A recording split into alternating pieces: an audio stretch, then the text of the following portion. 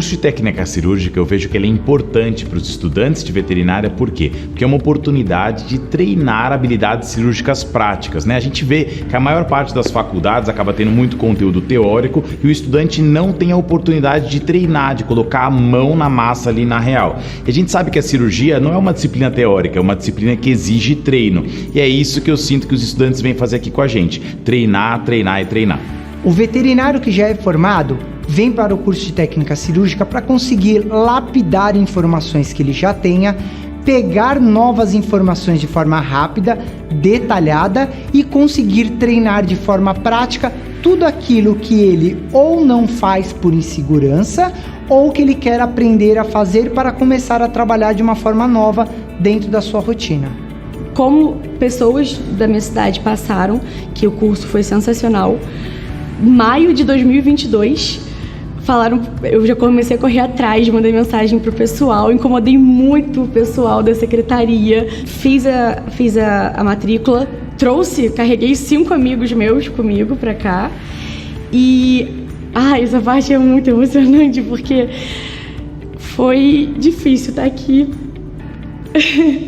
Desculpa, mas é bobeira para alguns, mas é realmente a realização de um sonho para mim. Eu tô nesse sonho desde maio, como dito, e quando chegou janeiro que eu falei, chegou, é agora. E falei, eu consegui, porque às vezes questão financeira, né, da gente estar em outro lugar, eu sou do Rio, então vir para São Paulo em outro lugar, mas deu tudo certo, então o sonho se realizou, concretizou, eu formei na técnica intensivo de técnica cirúrgica, tá aqui e se eu fosse vocês, eu vinha também, porque vale muito a pena e eu tô falando de todo o coração, tá, gente? Eu tô me sentindo muito mais segura para poder fazer agora as técnicas que eu aprendi aqui. Formei!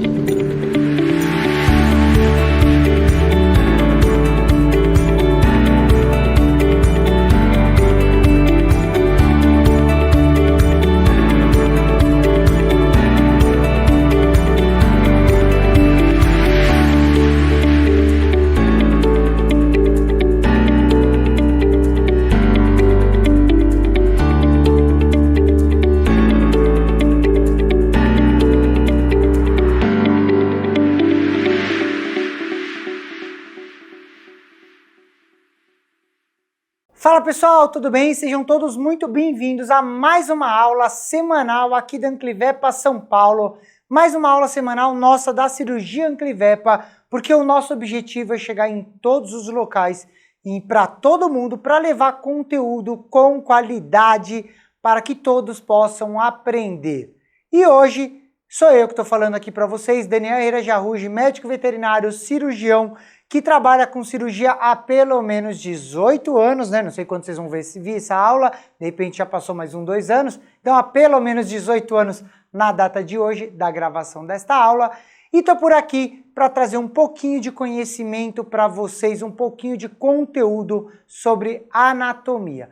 Mas antes de eu começar, como sempre, começa aqui falando para mim da onde vocês estão ouvindo, da onde nós estamos nos conectando, para eu conseguir saber como que a gente chegou até aí com vocês. Então manda aí no chat, já anota isso para eu entender um pouquinho. E não vou parar hoje só para falar de anatomia, eu vou parar para falar um pouquinho da relação e correlação da anatomia da cabeça, do pescoço e do tórax e o porquê que a gente precisa entender tanto a anatomia, tá? Pô, Daniel, mas por que um cirurgião vai falar de anatomia? Porque, gente, a anatomia é a base da cirurgia. Eu costumo sempre falar nas minhas aulas, o cirurgião que não gosta de anatomia, ele não pode ser um cirurgião, em hipótese nenhuma. Aquele cirurgião que não gosta de estudar, fala, ai Daniel, anatomia é muito chata, é decoreba. Esquece, você não vai ser um bom cirurgião. Você pode até operar, ser bom é impossível. A anatomia é a base da cirurgia. Para ser um bom cirurgião, obrigatoriamente você precisa ser um bom anatomista e ter um baita conhecimento anatômico. Coisa que ninguém fala pra gente na faculdade. Então, quero saber aqui, ó, quem é médico veterinário e quem não é já está formado? Coloca no chat aqui há quantos anos já está formado. Só para eu ter uma ideia. Então, quem é médico veterinário formado, há quanto tempo? E quem é aluno, e se está na graduação, coloca que está na graduação.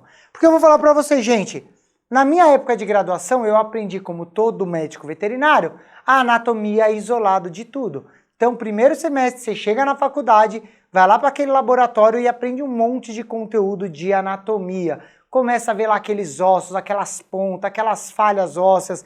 Aí quando vai lá para as vísceras, começa a aprender aquele monte de vísceras sem entender o porquê de cada uma, qual é a importância técnica, para que serve exatamente, qual a sintopia de cada órgão um com o outro, por que entender de anatomia topográfica e outro detalhe, o porquê que você precisa saber daquilo. Então a minha ideia aqui não é vir falar de anatomia, até porque eu não sou anatomista, como eu já comentei com vocês, sou cirurgião, mas é trazer uma relação anatômica e o motivo do entendimento da cirurgia. Por que eu preciso saber disso para operar essa região, tá? Bom, vou começar falando de anatomia de cabeça, mas, gente, eu vou falar de uma parte mais superficial, não vou entrar em sistema nervoso central, olho, boca, nada disso. Vou falar da parte mais externa da cabeça, então, subcutâneo, glândulas salivares, linfonodos, tá? Vascularização, bem mais simples, bem mais externo. Vou para a região do pescoço e vou trazer os principais músculos, vasos, nervos e linfonodos ali também que nos preocupa na parte cirúrgica. E vou para a cavidade torácica da mesma forma, trazendo de uma forma superficial a anatomia, porque não daria para eu aprofundar aqui, tá bom? Dentro da pós, a gente gasta mais de 2 horas falando de anatomia de cabeça, mais 4 horas falando de anatomia de pescoço e mais 8 horas falando de anatomia de tórax. Eu não estou aqui para em 30 minutos conseguir de uma forma tão precisa mostrar toda a anatomia, tá? Nem daria. Mas eu vou trazer o porquê que vocês precisam entender, conhecer e a importância de cada uma dessas coisas. Tudo bem? Então vamos lá. Vamos começar falando um pouquinho da anatomia da cabeça, de novo dessa parte externa, e o porquê que eu preciso saber reconhecer para quais cirurgias, o que importa a gente saber. Bom, primeira coisa que eu gostaria que vocês visualizassem nessa imagem. Aqui basicamente eu só tirei a pele e o subcutâneo, certo? E eu vou mostrar aqui para vocês, a parte superficial, algumas estruturas que importam para a gente. Então, retirando a pele, a gente tem lá então, né, a orelha, lá, o ouvido lá dentro, certo? Glândulas salivares, e aqui já vem uma coisa, né, que sempre chama a atenção, e eu, por exemplo, aprendi na faculdade, quando eu ia lá palpar um paciente, que eu palpava aqui essa região, né, do que eu imaginava que era o linfonodo submandibular, e aquele aumento de volume circular que a gente normalmente palpava, gente, não era o linfonodo. Isso aqui era a glândula mandibular, tá? Por quê? Porque o linfonodo submandibular, já vão olhando aqui, avaliando, ele tá aqui dentro, praticamente na face medial do ramo horizontal da mandíbula. Então, na verdade, são os linfonodos mandibulares, são bem pequenininhos, e eu falei os, porque são 2, e eles estão aqui, ó, acima e abaixo da veia linguofacial. Coloquei aqui, ó, veia linguofacial, certo? O linfonodo mandibular tá aqui. Eles são muito pequenos e num animal normal, por exemplo, a gente normalmente não identifica na palpação, certo? Quando a gente palpa e sente aquela estrutura redonda aqui nessa região, aqui entre o ramo horizontal e o ramo vertical, gente, nós estamos falando de uma glândula salivar. Tudo bem? Glândula salivar mandibular, que é essa daqui. Existe outra glândula salivar aqui na lateral, lateralizado ao cone, que é a glândula parótida, que é uma glândula salivar, mas está lateralizada ao cone aqui auditivo, certo? Ou o ramo vertical da mandíbula. Por que eu estou falando isso? Já peguei neoplasias aqui, ó, exatamente nessa região lateral aqui ao conduto auditivo, que vieram lá da glândula parotídea, tá? Isso pode acontecer. Uma outra coisa que a gente tem que se atentar e passa aqui, ó, é o ducto da glândula parotídea, tá vendo aqui, ó, ducto da glândula parotídea. E ele tá lateral a um masséter. E por que eu estou falando isso?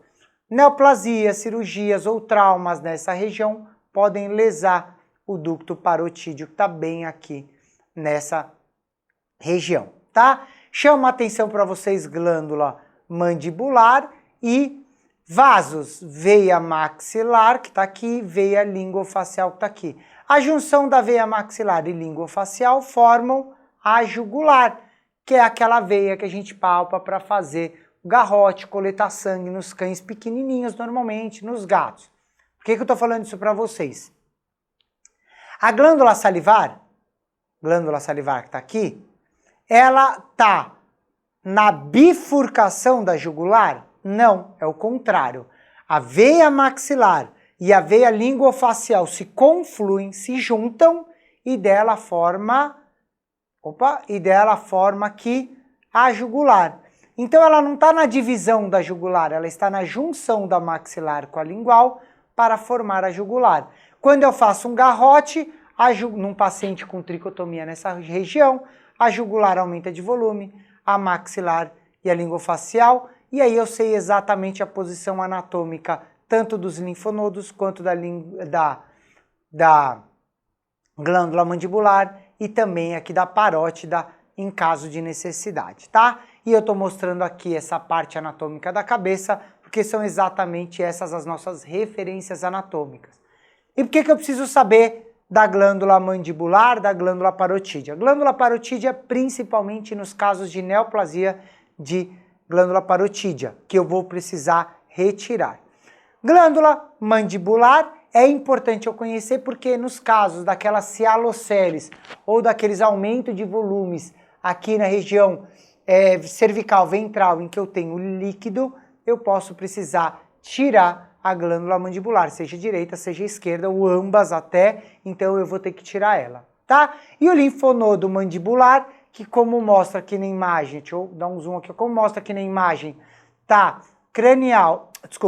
dorsal e ventral a veia linguofacial, eu também vou precisar localizar para nos casos de neoplasias orais, nasais, eventualmente, até de conduto auditivo, eu posso ter que tirar esses linfonodos. Eu estou falando esses porque normalmente são pelo menos 2 linfonodos, tá? E aqui, dentro da minha breve revisão de anatomia, eu gostaria que vocês considerassem todas essas informações para não fazer como eu, que saí da faculdade palpando a glândula maxilar, achando que era o linfonodo. E agora é importante que vocês saibam que os linfonodos maxilares estão aqui embaixo pequenininho, ó, mandibulares, linfonodos mandibulares, eles são em 2.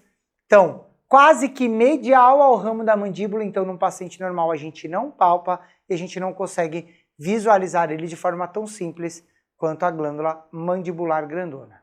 Tudo bem? Tomem cuidado também com o ducto parotídeo em casos de trauma nessa região, porque eventualmente a gente pode lesar ele. E lembrar que ele é quem drena aqui a glândula parotídea que produz saliva. Beleza, pessoal? E passando para uma outra imagem, para que vocês saibam e consigam visualizar, então aqui é a mesma imagem que vocês estão vendo aqui a glândula mandibular, a parotídea, e aqui a gente tem a sublingual, que está aqui, ó, estão vendo? A sublingual, ó, aqui no nominho aqui, ó, sublingual, e aqui a gente tem o ducto que leva toda a saliva da mandibular e da sublingual, elas compartilham o mesmo ducto até a cavidade oral, saindo lá na boca, lá na frente. Tudo bem? Existem outras glândulas salivares? Existem aqui, ó, a gente tem aqui a zigomática lá dentro, tá? Então existem outras glândulas, mas essas são as principais que a gente gostaria que vocês vissem. Tudo bem? Então aqui, ó, parotídea, mandibular, sublingual e a zigomática. Essas são as glândulas que a gente chama de maiores, que são as mais fáceis da gente visualizar. Todas produzem saliva e todas, através de ductos, despejam a saliva dentro da cavidade oral. Tudo bem, gente? Então queria mostrar isso para vocês tenham esse conhecimento, tá? Essa é uma imagem já transição cabeça para pescoço que mostra aqui para vocês aqui ó, as glândulas aqui ó, sublingual, a glândula maxilar, aqui os ductos num ramo aqui numa imagem ventral levando para lá, tá? Só para vocês terem um reconhecimento anatômico. E nessa imagem também aqui, ó, tem aqui, ó, o linfonodo, bem aqui, ó, o linfonodo retrofaríngeo, tá? Desculpa aqui, ó, linfonodo de verde retrofaríngeo, que eu vou mostrar para vocês já na imagem como que a gente pode visualizar e identificar, tá? Aqui numa imagem ventral e ali numa imagem lateral.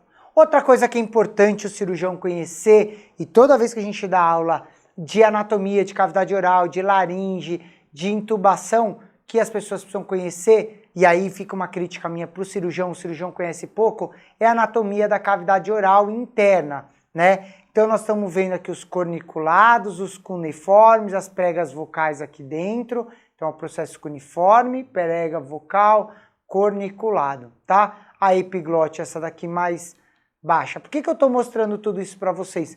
Porque essa é uma visão que normalmente o anestesista tem muito bem e o cirurgião tem pouco. Essa visão, né, de uma endoscopia aqui é uma visão que o cirurgião deveria ter mais atenção. Por quê?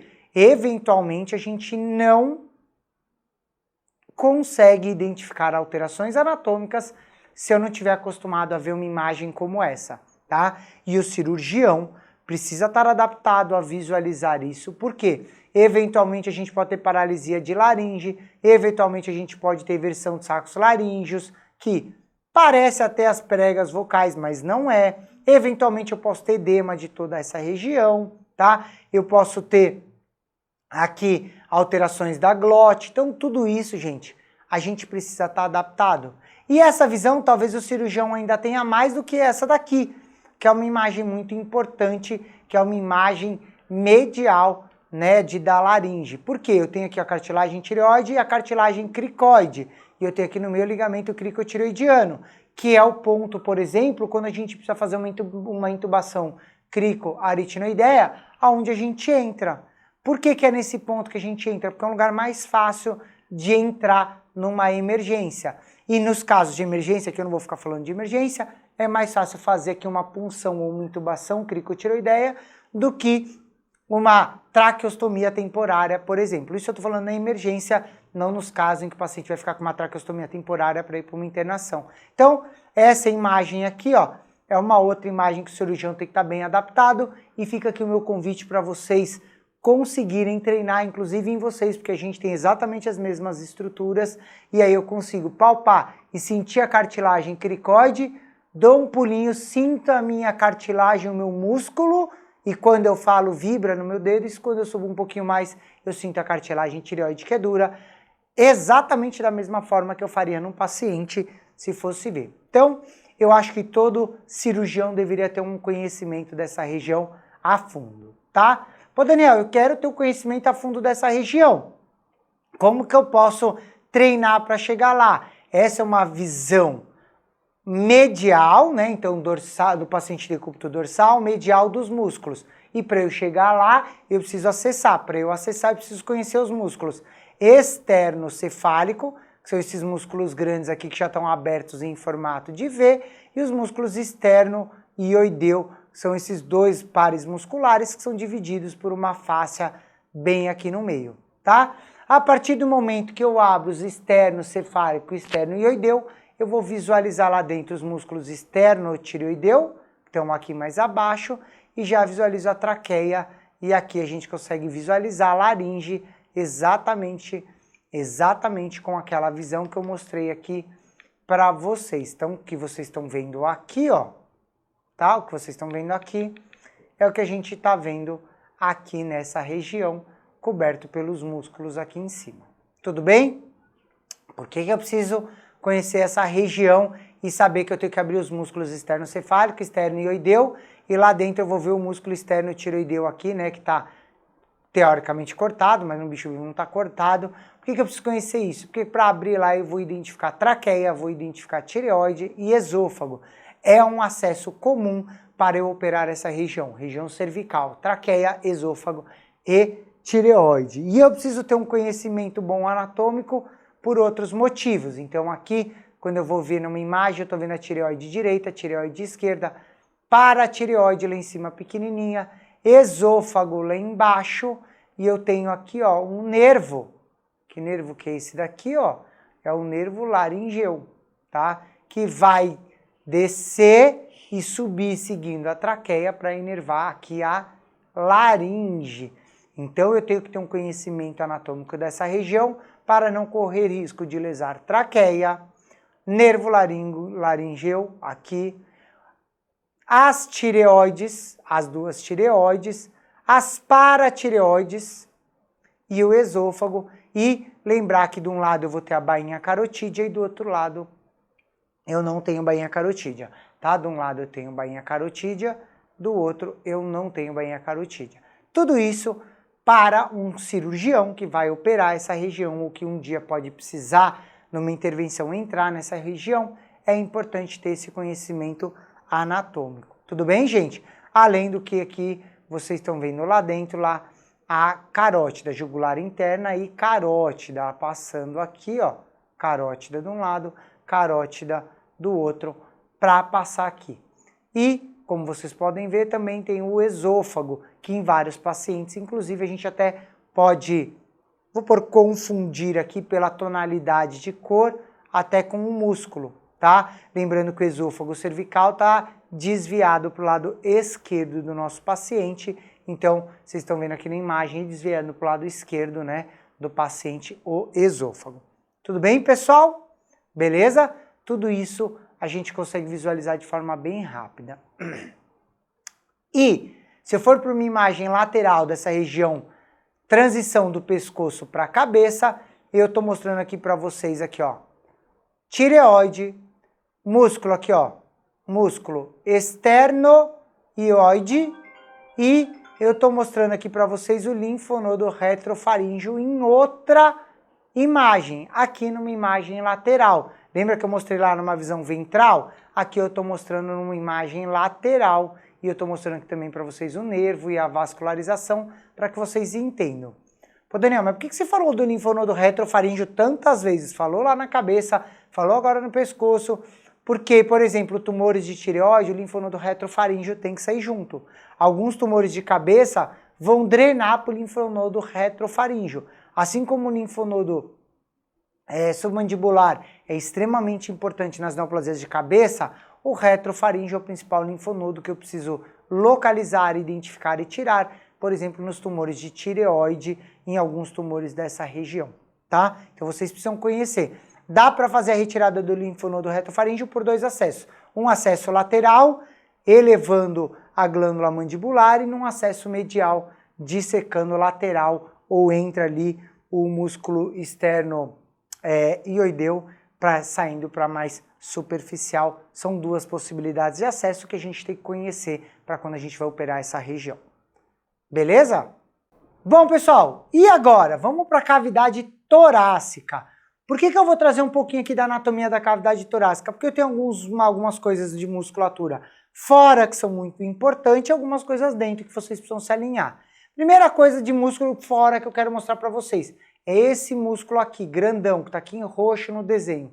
Esse músculo é o músculo grande dorsal, ou latissimus dorsi, se vocês forem ver em algumas literaturas pode estar escrito assim. Por que o músculo grande dorsal é um músculo tão importante na nossa rotina? Porque ele é um músculo que praticamente ganha volume em toda a caixa torácica e ele é um músculo que a gente utiliza, por exemplo, para fazer grandes reconstruções de tórax. Para massas em região costocondral, que eu preciso retirar 2, 3, 4, 5 costelas, eu utilizo o músculo grande dorsal como arcabouço para me dar sustentação na cobertura, para cobrir de outros defeitos em outras regiões, como o mais cranial, então eu tenho uma capacidade de rodar ele um pouquinho mais para cima, rodar ele um pouquinho mais para ventral. Eu posso utilizar, inclusive jogando ele para dentro da cavidade torácica para reconstruir diafragma, é uma outra possibilidade. Então ele é um músculo muito versátil e vocês precisam conhecer ele, músculo grande dorsal. E outra coisa que eu gosto já de trazer aqui para vocês, né, sempre fazendo em relação com cirurgia, nos acessos à cavidade torácica eu posso preservar ele para quando eu fizer o fechamento da cavidade torácica ter ele preservado e me ajudar ali na vedação do fechamento da cavidade torácica. Tudo bem? Outro músculo importante aqui é o peitoral superficial, que a gente está vendo aqui, o oblíquo abdominal externo, que está aqui nessa região, porque que dá para ver aqui, né, o oblíquo abdominal externo, acho que esses são os músculos que eu gostaria de mostrar nessa imagem, porque nessa posição, em várias toracotomias, eu vou incisar ou preservar esses grupos musculares, tá? Então aqui de novo aqui é o grande dorsal, oblíquo abdominal e peitoral superficial aqui, peitoral profundo aqui embaixo, são esses os músculos que a gente vê, né? E o grande dorsal aí como um dos grandes músculos na nossa rotina que a gente utiliza. Ainda hoje eu operei um PDA e a gente faz uma técnica que a gente poupa o músculo grande dorsal, então eu afasto ele, opero e depois devolvo ele na posição sem traumatizar ele. A gente sabe que tem trabalhos que mostram aí a eficiência de poupar esse músculo grande dorsal, tá bom? Abaixo do músculo grande dorsal, então essa seria uma incisão aqui no quarto ou quinto espaço intercostal, a gente vai ver o músculo serrátil lá embaixo, o músculo escaleno, que vai se inserir aqui na altura da quinta costela, e aqui embaixo o oblíquo abdominal externo, como vocês podem ver, todos músculos muito importantes para quando a gente acessa a cavidade abdominal, tá? Pô, Daniel, você não falou de um músculo. Aqui está descrito músculo cutâneo do tronco. O que é o músculo cutâneo do tronco? É um músculo muito delgado, que eu tenho logo abaixo da pele, mas que é um músculo que no nosso paciente cão e gato não tem função nenhuma, tá? Então incisar ele não traria nenhum problema. Pô, Daniel, mas esse músculo ele é visível? Ele é visível, mas ele é muito delgado. Por exemplo, em cavalos, todo mundo já deve ter visto, quando o cavalo pousa uma mosca, ele vibra esse músculo para tirar a mosca, tá ali no seu dorso. Nos nossos pacientes cão e gato, a gente vê a utilização desse músculo quando a gente, por exemplo, faz o teste do panículo, que eu tenho uma contração desse músculo, exatamente por conta do músculo cutâneo do tronco. Mas na nossa rotina a gente incisa ele sem nenhum problema, não é um grande problema. O músculo grande dorsal, que aqui nessa imagem já está cortado e rebatido, esse sim é um músculo que vale a pena a gente conhecer e talvez preservar, tá? Falando ainda em anatomia, é preciso lembrar que o nosso paciente tem 13 pares de costela e, portanto, 12 espaços intercostais. Como assim? Eu conto lá a primeira costela, conto o primeiro espaço intercostal, segunda costela, segundo espaço intercostal. 13ª costela, eu não tenho espaço intercostal para trás. Então, são 13 costelas, 12 espaços intercostais. Lembrando que o espaço intercostal é o espaço entre cada costela, tá? Saber também que é importante que nós temos 9 costelas fixas ao externo, diretamente aqui na sua articulação costocondral, 3 costelas ancoradas e uma costela flutuante nos nossos pacientes cão e gato. Tudo bem? Cão e gato. Ah, beleza, Daniel. Tudo que está dentro das costelas é tórax? Não. Lembra que eu tenho o diafragma que forma um formato em cúpula, então ele faz este sentido? E graças ao formato em cúpula do diafragma, que eu tenho o fígado sendo recoberto pelo gradil costal, mesmo estando no abdômen. Tudo bem? Então, gente, o diafragma ele tem um formato em cúpula que vai até mais ou menos ali o 8º, 9º espaço intercostal. Lembra quando a gente faz punção torácica, que a gente fala para puncionar entre o 6º, 7º e 8º espaço intercostal, nem muito mais para trás, porque muito mais para trás corre o risco de puncionar o abdômen, mesmo furando entre as costelas, entrar no abdômen. Vou trazer um caso aqui para vocês de uma vez que eu fui atender um paciente que me falaram, ele está com uma efusão preta no tórax. Quando eu cheguei lá, ele puncionou bem caudal e puncionou a vesícula biliar e tirou 10 ml de bile de dentro da vesícula biliar, puncionando o tórax ou tentando puncionar um tórax, para vocês entenderem como isso pode acontecer, tá? Então lembra, o diafragma tem um formato em cúpula e por isso a gente tem que tomar cuidado. Lembrar que na face caudal de cada costela eu tenho um feixe vasculo nervoso. Tá, Daniel, por que você está falando isso? Porque quando eu vou acessar a cavidade torácica ou puncionar o tórax, eu preciso tentar ir mais no meio ou até mais cranial, tudo bem? Na face caudal de cada costela eu tenho um feixe vasculo nervoso. Então vamos imaginar que essa daqui é a 6ª costela e essa é a 7ª costela. Estão vendo aqui, ó, cranial, caudal. Se eu for puncionar o 6º espaço intercostal, eu vou puncionar cranial a 7ª costela. Ainda não sei esse espaço, mas cranial a 7ª costela. E se eu for fazer uma toractomia e precisar incisar esses músculos aqui, que são os músculos intercostais interno e externo, eu também vou na face cranial da costela caudal do espaço. Tudo bem? Então eu trago sempre o porquê que eu preciso entender cada ponto anatômico. Lá embaixo eu tenho a artéria torácica interna. A artéria torácica interna, ela vai passar praticamente próximo à inserção lá das costelas lá no externo. Por que eu trago aqui? Lesões muito ventrais podem levar a lesões ou rupturas da artéria torácica interna, que pode culminar com um sangramento bem importante, tá? Por quê? A artéria torácica interna que sai, entra dentro da cavidade torácica. Eu vou mostrar uma imagem para vocês que ela vai sair direto lá dentro do tronco braquicefálico, que é um tronco bem importante vascular. Tudo bem? Aqui uma sequência de musculaturas, então grande dorsal, aí aqui o serrátil, escaleno, e lá dentro os músculos intercostais externo, e lá dentro interno seria essa sequência de musculatura para acessar o tórax, tá? E a partir do momento que eu estou dentro do tórax, essa é uma visão do lado esquerdo. Daniel, como você sabe que essa é uma visão do lado esquerdo? Simples, eu estou vendo o coração sair daqui do ventrículo direito, estou vendo a artéria pulmonar aqui, estou vendo aqui, ó, o frênico e o vago passando aqui em cima, e eu estou vendo a aorta passando aqui, tá? Aqui a subclávia esquerda e aqui a aorta. Quando eu olho essa anatomia, eu sei que eu estou do lado esquerdo, o meu pulmão está rebatido lá para trás, tá? Só por olhar anatômico. E é mais ou menos essa imagem que a gente está vendo. Aqui eu estou mostrando um paciente com PDA, mas vocês podem ver a aorta, aqui a saída da pulmonar, nervo, o vago, o frênico passando aqui embaixo, essa manchinha preta aqui é um linfonodo, né? Aqui eu não estou vendo a artéria pulmonar, mas aqui eu sei que o meu ducto está aqui, né?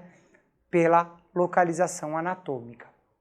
E ainda, se eu entrar dentro da cavidade torácica, eu teria aqui, né, num paciente com timo ainda, o timo. Vocês estão vendo aqui a torácica interna, que é a artéria torácica interna, estão vendo aqui a torácica interna, a veia torácica interna.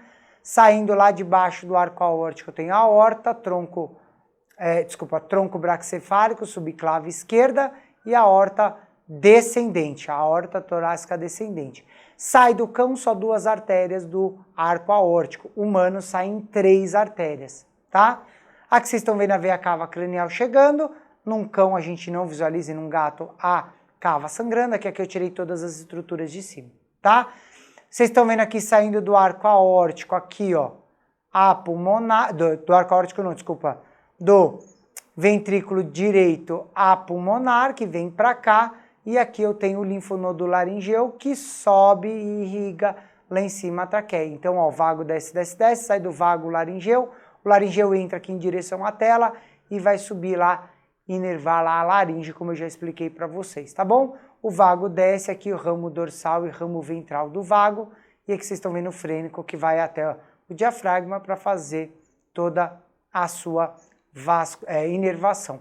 Aqui vocês estão vendo o lobo acessório do lado direito, que ele fica levemente desviado à esquerda. Tudo isso, gente, só olhando do lado esquerdo, eu tenho que saber, sem contar aqui o ventrículo esquerdo que está desse lado e a minha aurícula que está aqui. Tudo bem? Se eu for passar para o outro lado, eu tenho uma imagem já venosa desse lado. Deixa eu voltar aqui. Desse lado eu tenho uma imagem arterial, então vocês estão vendo aqui, ó, a artéria pulmonar, a aorta descendo.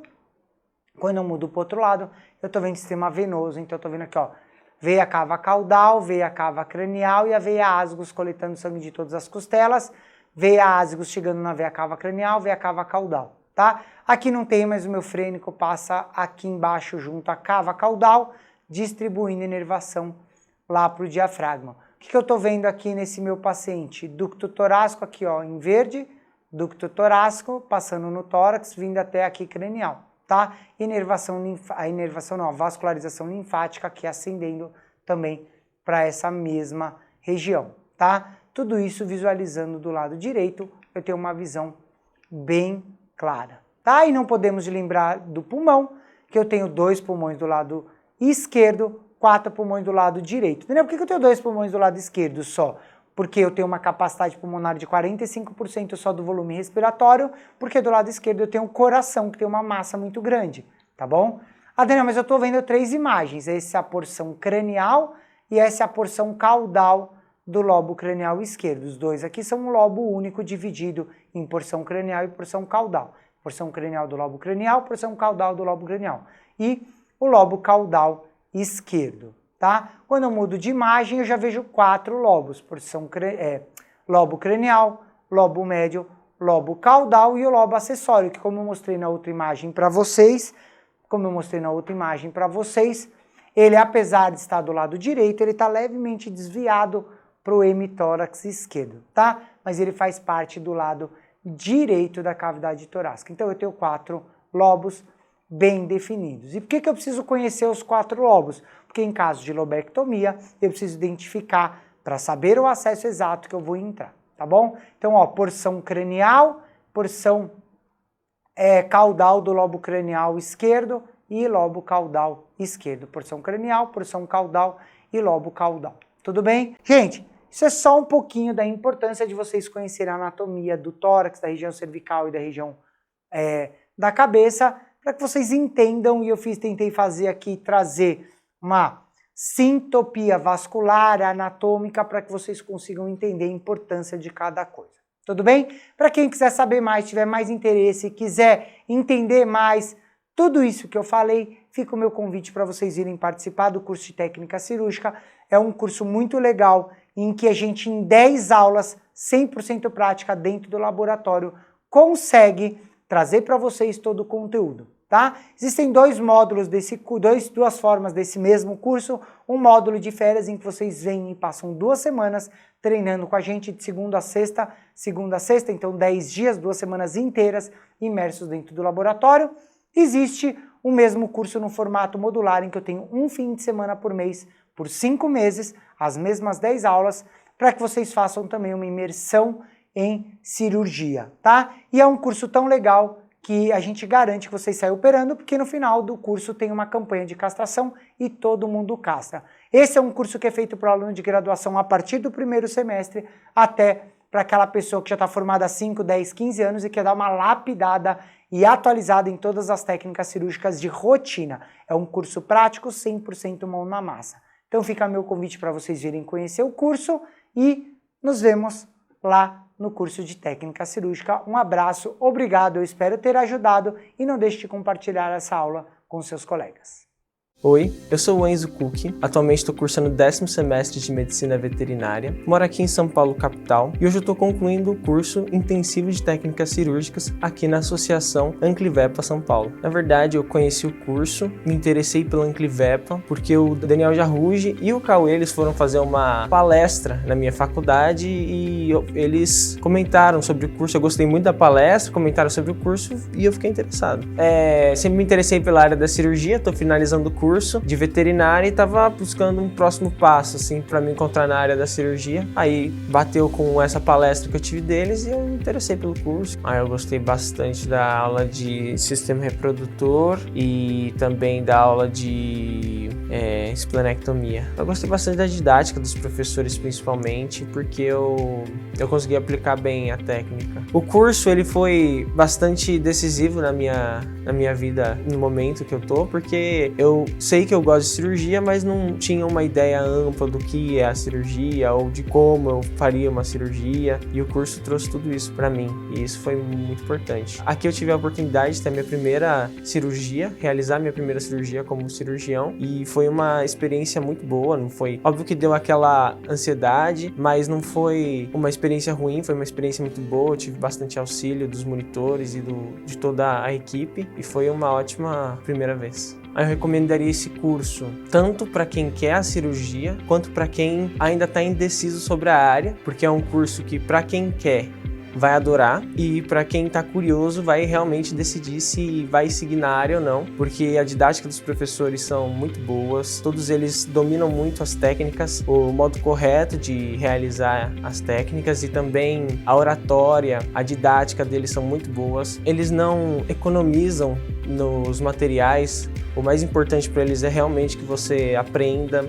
Os monitores e os instrutores estão 100% à disposição para ajudar, auxiliar em qualquer assunto, desde a matéria de cirurgia até clínica, dica de manejo, qualquer coisa eles vão ajudar. É um curso que disponibiliza muito conhecimento também num curto período de tempo. Então eu recomendaria para todo mundo que tem interesse ou que sabe o que é a área da cirurgia. Saí daqui muito feliz. Meu primeiro curso relacionado à cirurgia e minha primeira cirurgia em si, né? Foi um curso muito legal, muito intenso, bastante cansado também, mas muito feliz e grato por tudo que a Anclivepa São Paulo fez por mim.